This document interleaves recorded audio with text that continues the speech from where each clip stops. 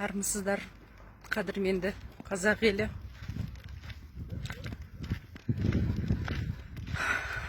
Мына қыз неге түн жарымда екі кештің ортасында көшеде жүр деп ойлап жатқан шығарсыздар. Бұл қыз мұғалім.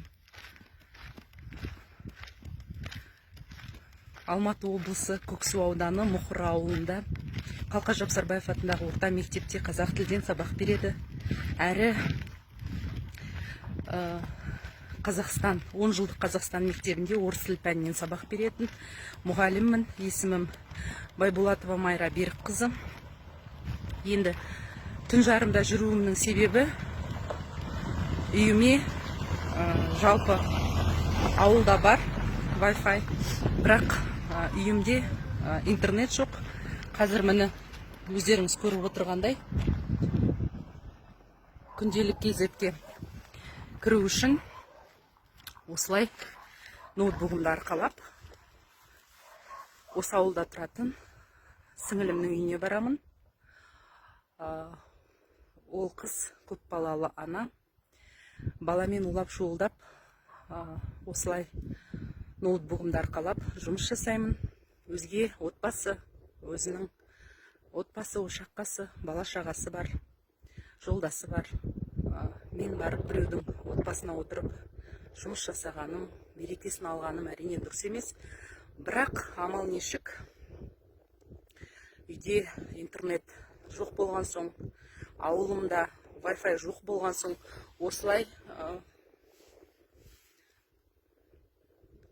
жүруіме тура келеді.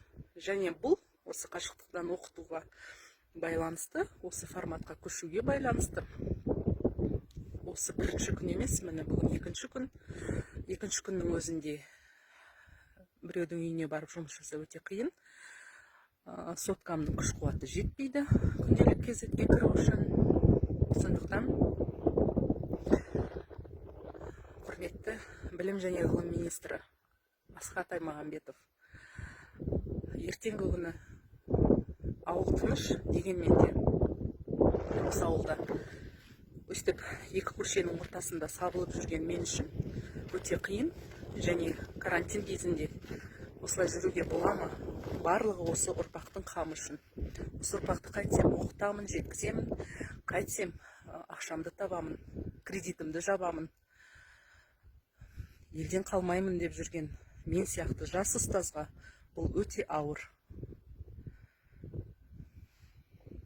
Енді бұл менің Қазақстан жеріндегі жалғыз менің ғана үнім емес, айқайым емес. Барлық республика бойынша қаншама мұғалім осылай жүр екен. Мен біреудің үйінде, дайын үйде отырып, дайын Wi-Fi-да отырып жұмыс жасап отырған мұғалім емеспін. Менің басымда үйім жоқ. Квартирада тұрады. Сол тұрған квартирасында Wi-Fi жоқ. Қайыршы, кедей мемлекеттің, кедей мұғалімімін. Сол үшін өкпелімін. Жағдайың болмаса, сенің білімің ешкімге қажет емес. Бұндай мұғалім алдындағы баланы қалай тәрбиелейді?